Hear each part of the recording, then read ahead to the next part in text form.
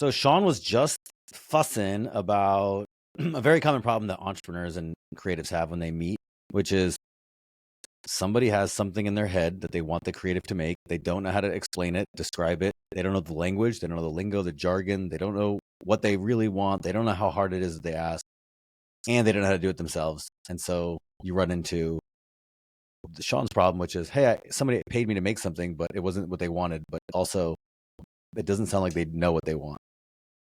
Yeah.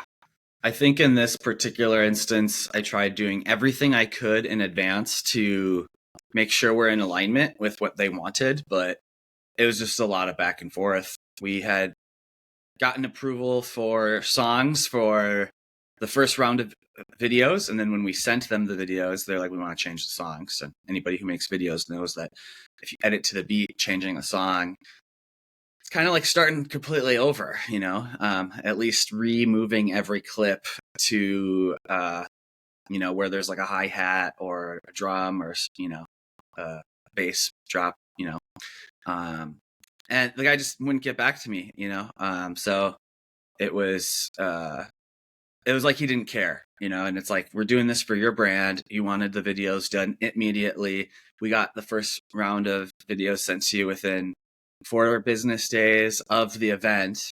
And here we are 90 days later from when the event took place, and he finally paid, the second half of his, balance owed. And he's complaining, this isn't what I wanted or expected, and you didn't follow directions. And everything I tried to do with documenting the process, he never commented on Frame.io. He always wanted to be phone calls. I had an almost 3-hour call with his creative director. I had to take notes on that. After that, I had a call with the client. I took notes on that. And some of the stuff that he's saying is like super subjective. Like, I'm talking, when we went through the video, some of them he would be like, oh, see this clip right here? The white balance looks off. One little clip that plays for half a second, he thought the white balance was off. And I'm telling him, at the event, if you remember, pre-lunch, the lights were different than they were post-lunch. So the lighting wasn't consistent throughout the day to begin with. And just thinking, he's really just worrying about things at the end that don't really matter. It's not going to matter. Nobody else will notice.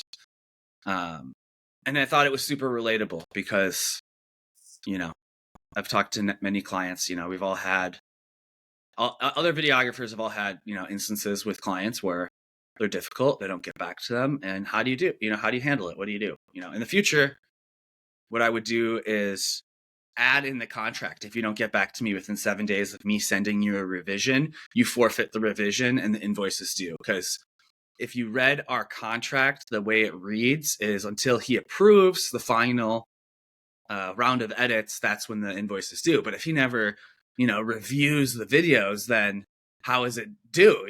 So that's the lesson I learned on this. But felt particularly bad too, because I brought Kyler in on it to help me with some of the editing.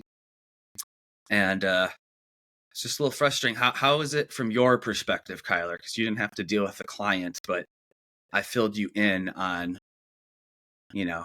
as best as I could, with updates of status and where we're at. Yeah. It was interesting.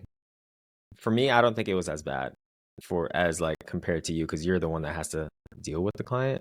I'm just waiting for your direction of like, okay, he wants this, he needs this, whatever. But I think we've all, if you've been in the space long enough, the creative space long enough, you come across people that are just more difficult to work with.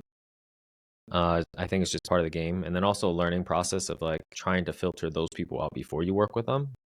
But it's just, there's just some clients that can't give up the creative control, whether it's because it's their personal brand or I don't know, that's just how they work. It's just tough. I think, like we talked about this too, there's clients that like to say that they're hands off. They're like, no, just do it. Like, I don't care, whatever. I trust you. And then when you get it to them, they're like, all right, this. And you're like, you gave me the creative control, and then you told me you liked my style of editing, but then I have to edit it exactly how you want it. So now it kind of just defeats the whole purpose of why you hired me. So I think that's where the collaboration thing comes into place pretty big. And then like sometimes when you have an idea of how something should be edited and then it goes completely differently, then it doesn't even look like something that you edited. And then obviously as like the entrepreneur or whoever's guiding you in that process, the video is probably not going to turn out as good because they're trying to critique everything. So now it doesn't look like an editor who understands timing and pacing and all these different things. It just looks like a compilation of clips that are just pieced together. That's like, oh yeah, whatever. But yeah, I mean, it was an interesting project. Definitely not like my first time dealing with something like that, but I think overall it wasn't like crazy on my end, I should say. I feel like it's more stressful for you, because you're the one that has to communicate, and I'm like, hey, whatever Sean says, we're gonna do. But yeah, that's just creative process, and you're just gonna get those rotten eggs every once in a while. But yeah, it's a good learning process, and you learn something from it. So it's like, okay, no matter what going on in the contract, it needs to state this. I've had issues with that before too. So yeah, so you lose money. That's what's probably the worst part, time and money. So, but yeah, I think it's important for people to know what you do. That happens so often where somebody sees you with a camera and you look confident, and then they say, I want to hire you for whatever I need. And I'm like, I don't do what you want. I don't want to do what you want. And so like, you don't know my style. You don't know my pacing. You don't know what kind of music I sync to well. You don't know how good my storytelling is. Like, there's weird things. I don't use, I do a lot of B-roll type videos. Dialogue has always been difficult for me. It depends on the video. I'm not very good at brevity. Like, these 60-second videos are actually hard for me. So there's like a lot of different things that come into it where it's like, you got to really know what you're good at making and what you enjoy making, and then finding people that need that. And then what happens is, you can't listen to them. And that's just boundary setting. That's just, learning how to say no to the wrong work is part of it.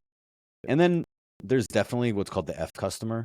If you look at a spectrum from A to F, A is the people who they have the biggest projects, they pay the most profit, they're the easiest to deal with, they're the happiest, they give you referrals, right? They're the A customer. And then there's the F customer. You got to fight with them over money from the start. They ask for the most, they pay the least, right? You make the least margin. They come back with criticism. They don't give you referrals. They tell you they're not happy. It's the hardest way to make money. And nobody's happy. So I just try very hard to cut out like no F customers. Yep. I think that's something Kyler and I were kind of talking about the other day too, where I was mentioning, in 2024, I want it to be where it's just like easy in the sense where whoever I'm working with, that stuff doesn't matter. Like, we're like for instance, like working with you guys for the Better Life Tribe videos was great. I feel like we were in sync. Working with Ryan Pineda and his team and Justin Barry, like, easy to work with in the sense where they know what I'm good at. I know what they're expecting of me. And it's, like going down the court running the same play, And with this guy, it's like he thought it was like the spread offense. I thought we were going to run it up the middle, and then, calls a Hail Mary. yeah, and then he's calling a Hail Mary, and so for me, it took a lot out of me emotionally and mentally. Like I was telling Kyler, I woke up at 5 a.m, no alarm, and I was like, this guy owes me money. He still owes me money, and it's been 90 days, and it was like over $2,000 that he owed me. Where I was just like, it's enough. It's enough to sweat it, like, I'm not going to just forget about this. And I put, the email tracking on my emails. I saw the timestamps of when he opened them. I DM'd him on Instagram. I saw the scene underneath the message. It's like, this dude was reading my stuff. And then as soon as I said, hey, like I would appreciate your cooperation and expect payment no later than this Friday, he like immediately gets back to me. And it's like, oh, so like you did review the video and you did have thoughts, you're just ignoring me. Do you have a late penalty in your contracts? Normally I do. Yeah. But in this particular instance, I did not. So I defaultly have it, even if it's like friends and stuff. It's just always in there. Yeah. Just for the pressure of it, because I don't want to be chasing invoices. Like, obviously, like if it's my close friend and he's like a few days late, a month late, whatever it is, I'm not gonna charge him. But it's like, hey, it's there. Like, I just want to let you know it's there, and it'll rack up. And I don't make it cheap either. Like, it's not like, I'm now oh, it's giving like you a $1 a discount. day. No, it's like $25 a day. You're late, so it's like you leave that for a month, you're gonna be paying a lot more.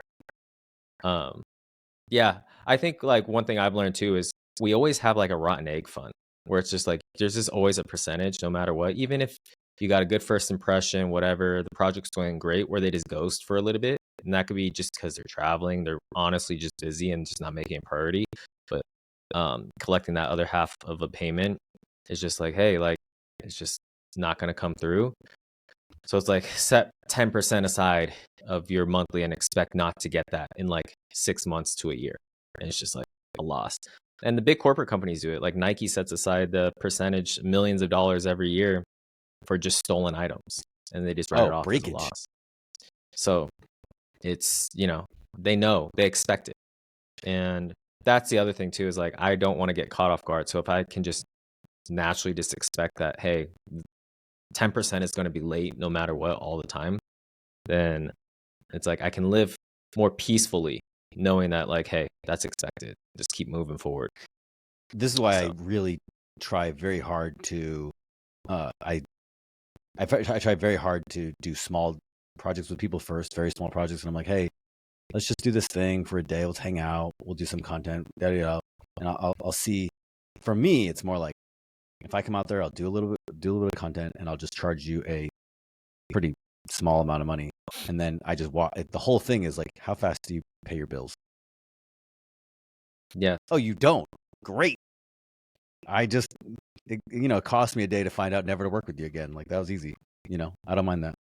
So I've done that many times, and I've got breakage, and I've had to chase people down before too, because sometimes I'm particularly good at this. Sometimes people just need to be leaned on. People just need to be leaned on, and you're like, hey, I gave you a week. It's like, why'd you give him a week though? The alternative is like, why don't you just text him every day until he gets what you need to get done? So I'm not saying you should go that extreme, but like everywhere in the middle is acceptable too. Sometimes we send something over and like, hey, you'll get to it when you get to it. And it's like, but it's not. I don't want it to be up to you. So sometimes I just lean on people. I'm like, pay me. Good fellas. What do you say? Fuck you, pay me. Worked late? Fuck you, pay me. Oh, something happened bad in the business? Fuck you, pay me. Dude, yeah, no, we were talking about that yesterday, or I don't know when it was, a few days ago, me and Sean. I was like, he's like, yeah, with your other incidents with that other client, where there's like, yeah, business has been tough, or like emotionally. I was like, dude, like business doesn't care about your emotions. We made an agreement that you're going to pay this for this service. I expect to be compensated for my work that's done. Like imagine if you hired me for a gig and then I text you the day of the event. I was like, oh, I'm just feeling a little tired and burnt out today, so I'm just not going to show up if that's fine. So good luck. Like it just doesn't work like that. But then when I show up to work and then when it's completed, you're just going to be like, oh, I'll pay you when I get time. No, like, and I understand, like, there's times to feel sympathy and empathy for people and what's going on in their lives. But at 95% of the time, it's just an excuse. Like, dude, we made an agreement. That's all that comes down to. This is a business transaction. This is not like I'm your mom and like I've got to treat you because you're having a hard time like during the week. It's business. Like I've got bills to pay. I've got employees to pay too. So that's kind of like my opinion on it. You really got to get more, not you specifically, but like people have to get more thick skin in that. And I think that's where creatives struggle, because we're a little bit more sensitive on feedback and trying to not step on anyone's toes. But like Alex was saying, like sometimes you just gotta let them know, like, hey, I'm not in the wrong here. You owe me money. Yeah. I'm not that good of a creator, by the way. You gotta have a big mix of both in this world for sure. But yeah. Well, yeah, that one was interesting. I'd be interested to get Alex's take. So I did a video project for a client who's, also a friend. And everything went great other than on the second day of the shoot, the car got broken into, a bunch of our gear got stolen. And insurance wouldn't cover the full amount owed for her. And I didn't make a claim because, it was like $500 deductible and it was only like $650 worth of gear. But still, it was like $650 worth of gear. And after the car got broken into, because, my client / my friend, her boyfriend didn't roll up the window all the way to the car. So that's how they got broken into. And so he said, oh, it's my fault. I didn't roll up the window. I thought it was my fault for leaving my stuff in the trunk. She thought it was her fault for also leaving stuff in the trunk. But when it happened, she's just like, oh my God, I feel so terrible. I will replace your gear. I will pay you back and replace your gear. And I'm like, oh, okay, like great. And firstly, she paid me late on the project and had a bunch of excuses and was saying like, oh, client hasn't paid me yet, so I can't pay you yet. And I was just kind of like, well, that's kind of backwards. Like, why don't you have your, stuff more organized? And just making complaints about having to pay other contractors and W-2 like employees, where I'm like, if you don't have the money, why are they on staff? But finally she paid me. And then she offered like, oh, like maybe we could do like a payment plan for like the stolen gear. And I'm like, okay. And then 8 months go by because I'm like waiting for her to like, bring it up. And then finally I was just like, hey, like, do we want to talk about this? And she's like, yeah, sure. Like, if we could do a payment plan, that would be cool. Like, it's been a really rough year and don't have a lot of funds. And I'm like, okay. And I'm thinking like, it would be like, $200 a month payments or something for 3 months. And she comes back with, how about $50 a month? And I'm like, that'll take 14 months to pay me back. Like, or like at least 12 months, the $600 that you owe. And then she has her assistant write up a DocuSign contract and sends it to me. And now they're only offering to pay 50%. And at this point, it's kind of like a wash. Like, it's already been 8 months. I already replaced the gear myself. I don't really anticipate, if I can get the money for it that they offered, great. If not, it's not the end of the world. But it was just kind of an interesting scenario because it's like, one, like, what would you guys do if like I had gear in your car and your car got broken into? Like, who's entitled to, like, should I expect the money back because it was stolen? My stuff was stolen in possession of their car, or is it my fault for just leaving tripods in the car? And lesson learned, don't leave your gear in the car. But it was just kind of like this moral dilemma of like back and forth because meanwhile, while she's saying I don't have the money, if you look at her Instagram, she's going to festivals, getting haircuts, just got the new iPhone, all in the last like 2 weeks, so you're like, okay, clearly, you either got the money or you're spending irresponsibly and putting it on credit. I don't know, but it was one of those perfect life examples where you see what people say on social media might not be facts and factual. Because if you look, she had posted a thing like a few weeks ago even where it's like, this was our best year to date. It's so cool to be in business and employ all these people. And like, I'm just sitting there like scratching my head because I'm like, it took you like, you're like almost a month late to pay me like $2,000, and like now you owe me $600, and now you want to make it $300, and it's already been 8 months, and you want to take another 6 months to pay it off. But it's been the best year ever, and you're super successful. It just doesn't sit right with me. But all right, a few things. One, everything on the internet is a lie. Newsflash. I don't know if you know this. Yeah. But everything on the internet is a lie. So stop listening to what people claim that their successes are, because they're lying. They're fucking lying. The majority of them. Second, Sean, 90% of your life's problems can be solved by richer clients. You're squeezing rocks, bro. Yeah. You're squeezing rocks. You're like, oh, these poor people can't pay me. I'm like, yeah, they can't. Just go. You need to go hang out at the Lamborghini store in Las Vegas and shoot car clients, and just get rich clients. Yeah. Just get rich clients. Sure. Thirdly, as far as liability, like technical liability, what you should have done is gone to your insurance and made a claim. That's what you have insurance for, and then said, it's their fault, and the insurance would have gotten the money from them. But you have a deductible of $500, so like you didn't claim insurance, so eat it. Mm-hmm. It's not her responsibility. Now here's what happened though. I'm so sorry to tell you that. Just eat it. Mm-hmm. And you're like hanging on to this. You're hanging on to it emotionally. I understand that there's like $600, whatever, but I mean, $600 is not going to change your life in any way. So you're hanging on to it emotionally. It's like, dude, just drop that. Just get rid of that. That's cost you more than $600 in emotional like strife over the last 6 months. And then, yeah, that's kind of how I feel about it. Like, just let it go. Yeah. I think that's exactly accurate with, it felt emotionally, it felt like $2 or $3 grand, for how much like it bugged me. But also, people are really good at charity and altruism and generosity when they only have to say it. Meaning like, I'll pay you back. Oh, you got your stuff stolen? I'll pay for that. Don't worry about it. That makes them feel good. But when it comes to writing checks, much different story.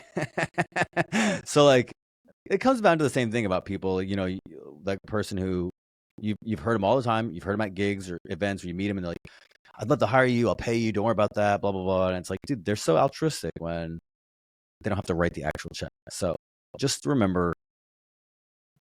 the difference between what people say and what people do.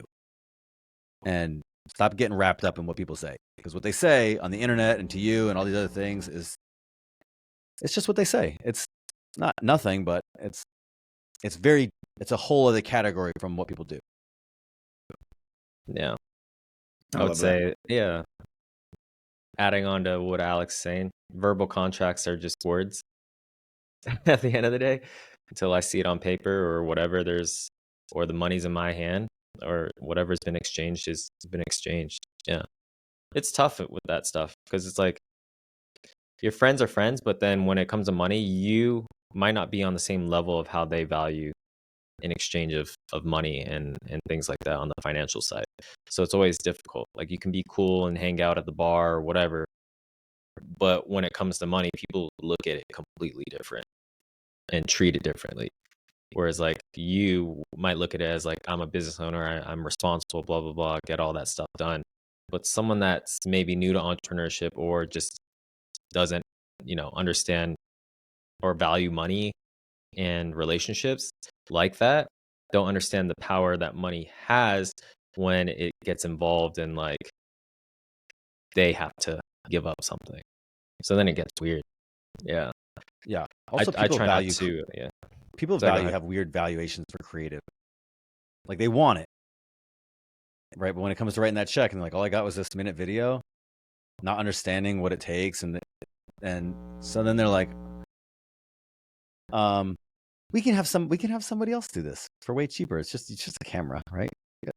So there's like a weird vibe that happens also with creatives. They're like, it didn't look like it was that hard for you, so it's probably not that valuable after the fact.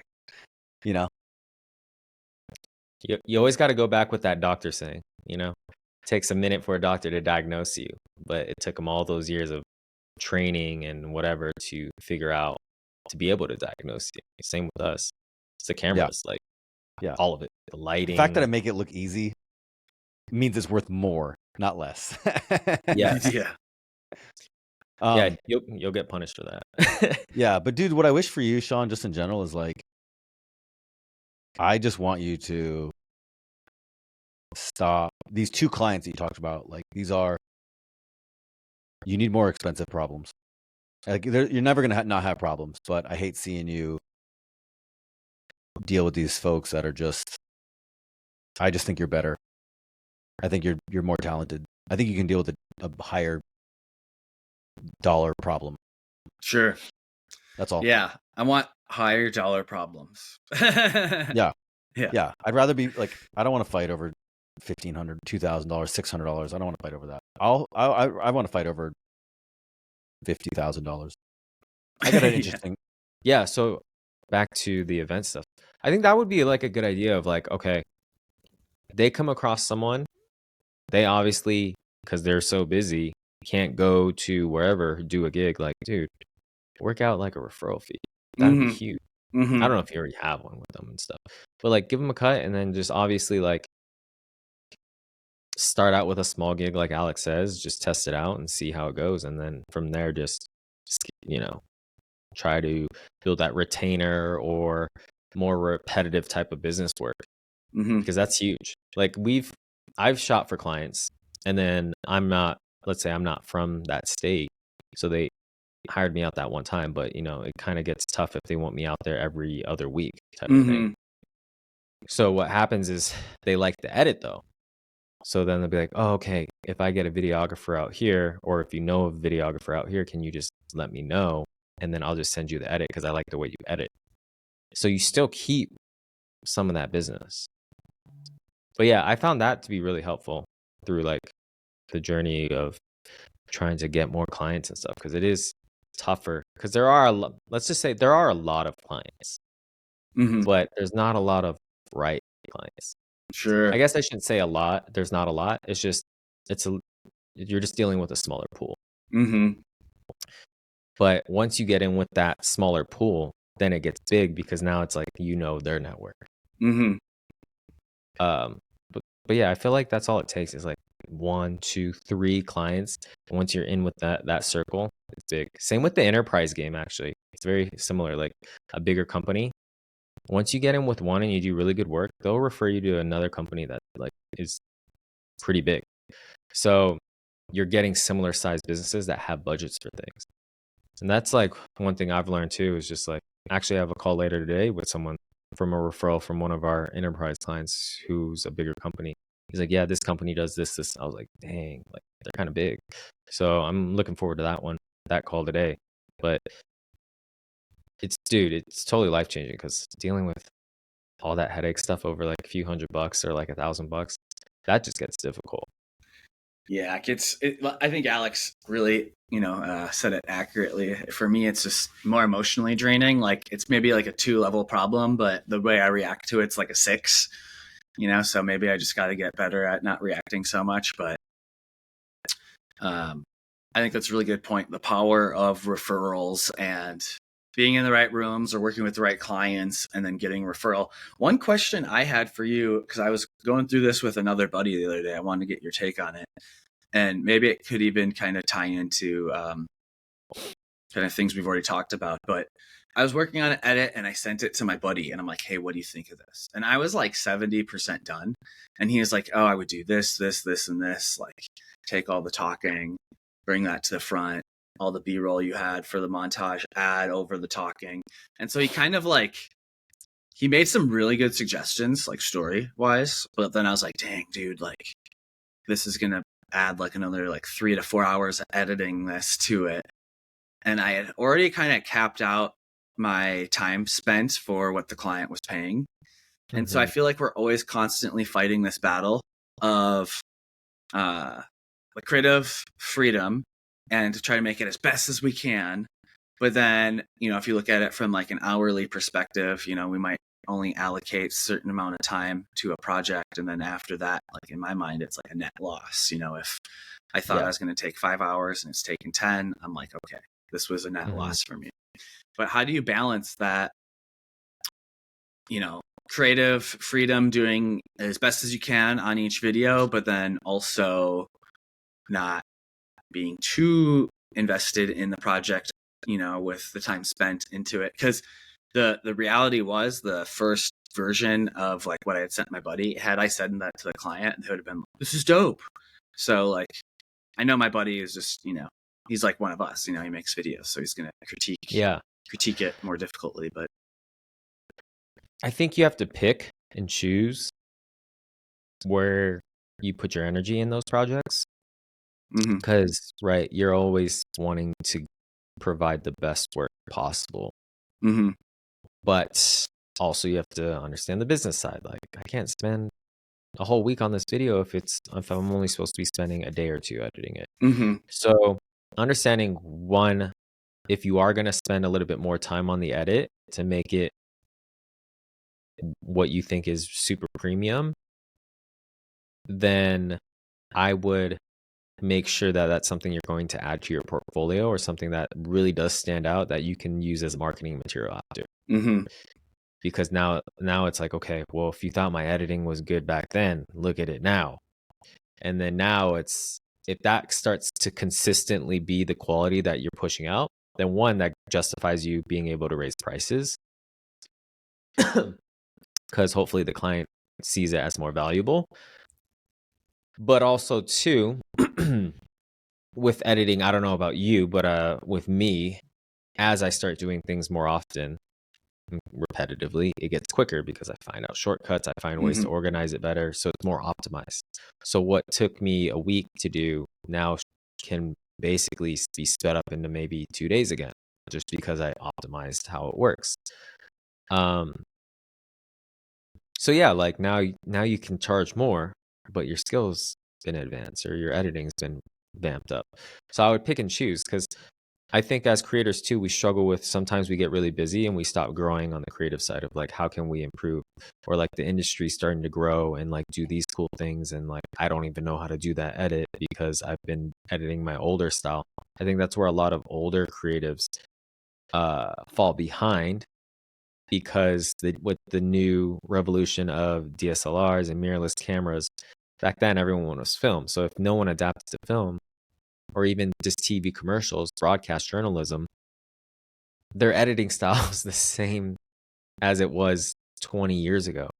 So that's not what society watches anymore. That's why it's so hard for like these TV guys to switch over to the social media game, because it's just, if you weren't keeping up with it, you totally fell behind. Sure. On like how the cuts work, cutting the music, all this different stuff. So I don't want to be that person that's like, okay, maybe this is how social media stuff or recap videos, let's say, are edited, but then 10 years down the line, because I kept editing the same way, nothing changed. But I kind of felt, I finally take a step back and I'm like, oh crap, I'm way behind on the styles. So I think it's important that you have to find time to invest into that. So if you're getting paid for it anyways, you might as well experiment with it. Obviously it's going to eat into your margins, but it's probably better than just doing it for free, unless you have time on a passion project to experiment with that type of stuff. But like recap videos are always changing. Like from when I've seen it 5 years ago to what they are today, with these young kids like doing crazy transitions and edits and stuff, the masking and all that, I was like, dude, that has to take a lot of time. And so if we're not adapting and experimenting with that stuff in those edits, then we're never going to grow. And I think that's where you get your return, because you can't fall behind. So that's my take on it. I think you just have to pick and choose. I wouldn't say do it every single time, but pick the ones that you think are worth adding to your portfolio, and it upgrades it. That way your demo reel is always something new, something better. Sure. I think you brought up a good point about adapting, and I've even noticed it too. I think with some of the younger bucks that I've worked with, where they might not have spent years and years learning Final Cut or Premiere Pro, and they learned like DaVinci Resolve or CapCut or maybe like an iPhone editing app, but they seem to have that willingness to learn something new, especially if it could get them the desired result potentially quicker or easier. Like even I was talking to this Spencer Berry the other day, because he was editing on CapCut, and he's been editing, I think he said, for like 3 or 4 months, maybe less than 6. But last time we had talked at the Hollywood Mastermind in LA, he was saying like, Premiere all the way, and he's like the OG of like Premiere stuff. I think he said he's been using it for over 10 years, so decent time. But it's It's kind of like the old dogs don't want to learn new tricks. I've even felt that with myself a little bit, where I'm like, I don't want to have to go learn this, even though I know it's probably quicker or there's a template. And so, yeah, I need to like even just remind myself more to keep wanting to learn.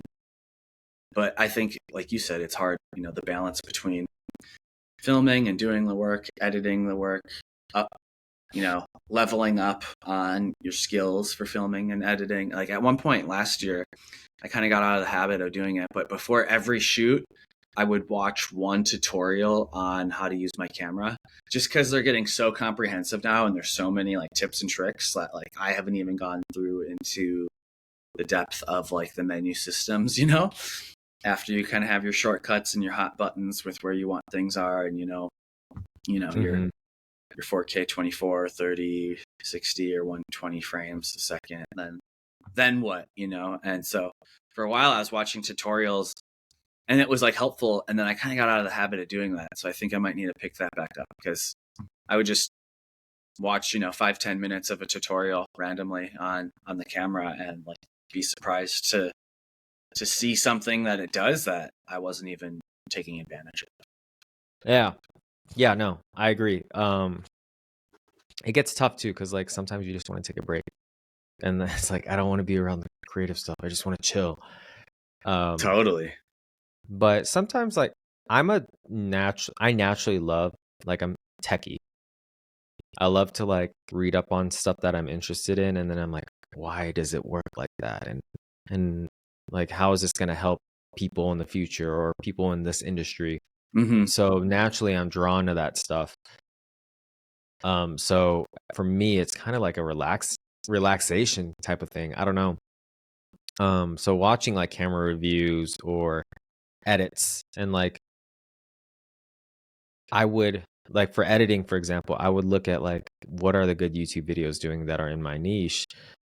It would just be like, okay, this person has like 30 cuts in the span of 30 seconds. It's like one every second. Like, it's crazy. And I'm like, okay, there has to be a reason behind that. And it's consistent with all the top videos. It's keeping people's attention. But it's not like crazy 30 shots. Like, it would be like, let's say, a wide shot of the camera, and then it jumps straight into a close-up, and then it's an extreme close-up, and that counts as 3. But they're taking the time just to change it so the audience can stay engaged. But that's understanding YouTube and people's retention and whatnot. But yeah, it's the growth part. But if I wouldn't have sat there and just studied it, right, and understand what to look for, then would never be able to grow. And that's one cool thing about working with like YouTube creators, mm-hmm.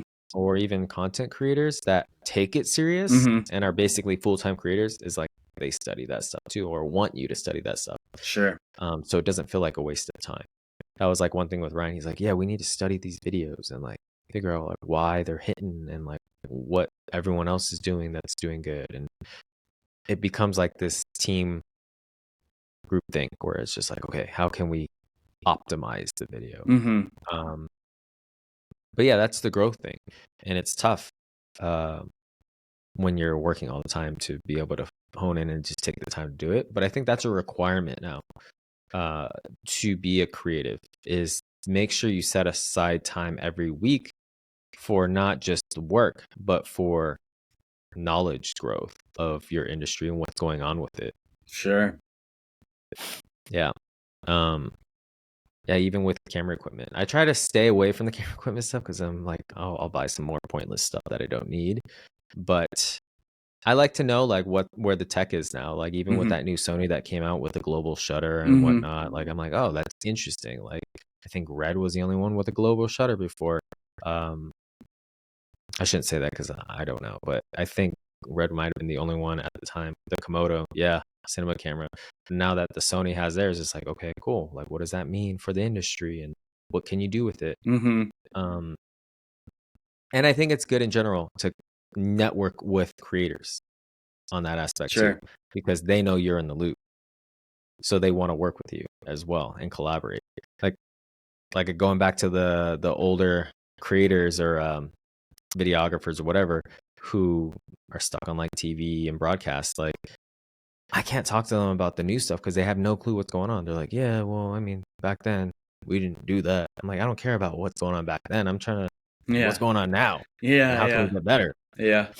Because that's where the money's at. So yeah, kind of off topic, getting off topic there. But yeah, I think it is important to educate all the time so you don't fall behind. Totally. Yeah, I think this year what I really want to do is make sure I carve out time or add it to the calendar where I'm deliberately, purposefully learning and experimenting, not just like the passive way. I'd be like, oh, I just watched a tutorial. Okay, I get it.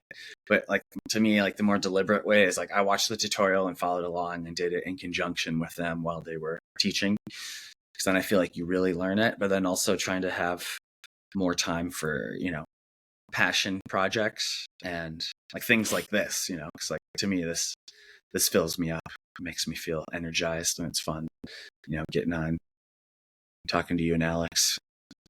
Yeah, no, it's always good. What else we got? You research anything else? I hadn't researched too much. We got CES going on this week in Vegas. You're going today? I was thinking about going. I have tickets to go. If I could get everything done that I need to, I was going to stop by for a little bit. Mark Cuban's talking at 4:30, so I was going to try to go listen to the Cubes. I was able to try. So Justin let me use his the Meta Ray-Ban glasses the other day. So I got some clips of those when I was filming. That was kind of cool. It's different because there's no like prism or anything like Google Glass where you can actually see like what you're recording. So you kind of feel like it's like a blind shot in the dark of like. It's just a micro SD that's recording in there? Well, they got two cameras. I think it's 1080p. I don't know anything about the specs, and it records like 1 minute clips at a time, and it goes up to the cloud. So like none of it's really stored locally on the device. Meta cloud. But it was cool. Like they're slick. They don't look too like intrusive. They need Wi-Fi then? Yeah, so I think they need Wi-Fi or they connect to your phone, maybe via like Bluetooth. Justin didn't let me connect it to my phone, so it was already like connected to his. So anything, I don't know if I like that. Anything that I recorded was going to his phone, But we were just kind of messing around because something to have and could provide that cool potential like POV, first person point of view shots. But I was intrigued. It was kind of fun. Like it was definitely easy just to like tap it and that you're recording. But kind of getting the composition of knowing where everything is in the frame was a little bit of a challenge. And then, unless you're looking at the phone and watching the replay, you just have like, no idea if it worked or not, But that's all I got right now on the top of my list for topics. Is there anything else that you want to talk about? Anything fun that you're working on this week? No, not much. I mean, I'll save this conversation for later about how I pulled the Alex type of deal with content, though. Oh, yeah. So we can talk about that later. Yeah, we should talk about that definitely on the next one. Yes. So we'll save that, and that's still a work in progress. So honestly, that's where my energy's at right now. But obviously, I don't want to go into detail on that, so we'll save that for the next one. Sure, that'll be fun. Yeah. Besides that, it's just, dude, back to the goal stuff. Like, I want to knock out my goals, and that's one of my major goals that I wrote down, and so I'm starting it already in the new year. And then just making sure fitness wise. So I'm just trying to hit the gym more, and I play a lot of soccer, like and just hit my weight goals and like physique goals, I should say. More physique goals. And just stay focused for the year. I'm excited. Like, I'm energized. I felt like last year, this time, it was just like I wanted to get through the end of 2022 just to get in 2023. And I felt like I didn't really I set goals, but I didn't properly do it. Like I wasn't mindful of them, I should say. Sure. But this year, it's kind of like a good reset for me, and I'm a lot more mindful of it, and I feel like my mental capacity is back, where it's like, okay, let's knock it out, let's take it serious, and see where life takes me. Sure. But yeah, that's it for me. I mean, life as an entrepreneur is sometimes very mundane. Yeah. Ride the wave of the same things, but building it up to wherever you want to get. Sure. What about you? Well, I got another night shoot tonight. I was talking about learning. I need to learn. I'm helping somebody set up a black magic camera tomorrow, and I haven't really messed around with those that much. So I was going to watch a couple tutorials on that. I'm flying to San Diego to help a guy with his home office setup. Is it the 4K? Yeah, I think. I don't know. They were like, hey, we have a black magic that we need help with. And I was like, okay. So, going a little outside the comfort zone. It took me a minute to understand. Yeah. I'm going to watch some tutorials and see what I can learn. I mean, I'm still bringing my camera and we're going to film stuff with my gear. But I think ideally he wants to have his stuff set up so he can just hit record. So is it talking head, or is it like there's a lot of movement? We're going to be filming all reels, I think, like Insta reels. So. Okay. So he's going to be black magic. I would probably have a LUT built into there. Really? Are you the one editing it? No, but I know the person who's editing it, so I could probably help. Person who's editing it. Yeah, because if you're shooting black magic raw, then he's gonna have to just throw a LUT over it every time or upgrade each one. The only thing I hate about black magic is their autofocus is basically non-existent. So if he moves, depending on like what your aperture is and stuff, if he's moving like back and forth and swaying, he might get out of focus. Oh no. And so like I don't know if you use black magic, but like to focus, you have to like tap the top of the button to like refocus it. Otherwise, it just stays. Oh, okay. It doesn't like move on its own. Wow. Yeah. That's why I don't like black magic. I mean, I get it for like movies and stuff, and you can focus well and stuff, but I'm like, dude, it's just so inconvenient. But yeah. Anyways, yeah, let me know if you have any questions on that too. Plus the sensor's small, so you need a lot of light. Yeah.